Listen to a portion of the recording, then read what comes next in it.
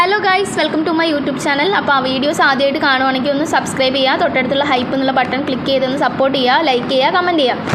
അപ്പോൾ തമ്പനയിൽ കണ്ടതുപോലെ നിങ്ങളുടെ മുഖത്തും അതുപോലെ നെറ്റിയിലൊക്കെ ചെറുതായിട്ട് വരുന്ന കുരുക്കൾ എങ്ങനെ നിങ്ങൾക്ക് വരുന്നതിന് മുന്നേയും വന്നു കഴിഞ്ഞ ശേഷവും ഇല്ലാതാക്കാൻ പറ്റും എന്നുള്ളതിന് ഒറ്റ റീസൺ മാത്രമേ ഉള്ളൂ. അത് കറ്റാർവാഴയാണ്.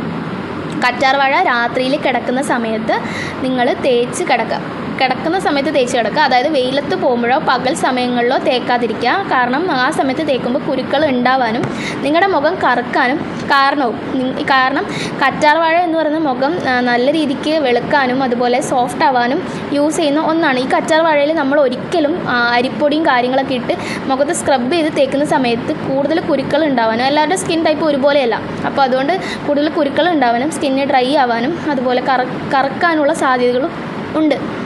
അപ്പം നിങ്ങൾ എന്താ ചെയ്യുന്നത് വെച്ചാൽ രാത്രിയിൽ കിടക്കുമ്പോൾ തേച്ച് രാവിലെ നല്ല തണുത്ത വെള്ളത്തിൽ കഴുകിക്കളയുക. പിമ്പിൾസ് വരാതിരിക്കാനും സ്കിന്ന് സോഫ്റ്റ് ആവാനും അതുപോലെ കളറ് വെക്കാനും ഒക്കെ ആയിട്ട് ഈ കറ്റാർവാഴ വളരെ യൂസ്ഫുള്ളാണ്. അതുപോലെ കറ്റാർവാഴ പിരികം കട്ടി വെക്കാനും മുടി വളരാനും ഒക്കെ എല്ലാത്തിനും ഉപയോഗിക്കുന്ന ഒരു നാച്ചുറൽ ഒരു പ്രൊഡക്റ്റാണ് കറ്റാർവാഴ എന്ന് പറയുന്നത്. അപ്പം ഈ കുരുക്കൾ വന്നു കഴിഞ്ഞാൽ നിങ്ങൾ ഇത് രാത്രിയിൽ തേച്ച് രാവിലെ കഴിക്കുകയാണെങ്കിൽ നിങ്ങൾക്ക് 100% നിങ്ങൾക്ക് റിസൾട്ട് കിട്ടും. അപ്പോൾ ആദ്യമായിട്ട് കറ്റാർവാഴ ഉപയോഗിക്കുന്നവർക്ക് ചെറുതായിട്ടൊരു ചൊറിച്ചിലൊക്കെ ഉണ്ടാവും. അതൊരിക്കലും നിങ്ങളുടെ സ്കിന്നിനെ ബാധിക്കില്ല. എല്ലാവരുടെ സ്കിന്നും ഒരുപോലെയല്ല. അപ്പം അതുകൊണ്ട് നിങ്ങൾക്ക് വേറെ സൈഡ് എഫക്റ്റോ കാര്യങ്ങളൊന്നും ഉണ്ടാവില്ല.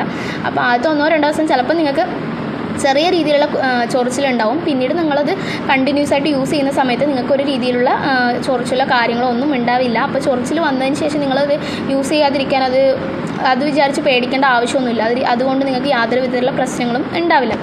അപ്പോൾ എല്ലാവർക്കും ചൊറിച്ചിലൊന്നും ഉണ്ടാവണമെന്നില്ല, എല്ലാവരുടെ സ്കിന്നും ഒരുപോലെ ആയിരിക്കണമെന്നില്ല. അപ്പോൾ ചിലവരുടെ കാര്യമാണ് പറഞ്ഞത്. അപ്പോൾ നിങ്ങളത് യൂസ് ചെയ്ത് ഒന്ന് നോക്കുക, നിങ്ങളൊന്ന് കമൻറ്റ് ചെയ്യുക നിങ്ങൾ യൂസ് ചെയ്തതിന് ശേഷമുള്ള അതിനുള്ള ശേഷമുള്ള എഫക്റ്റ് എന്താണ്.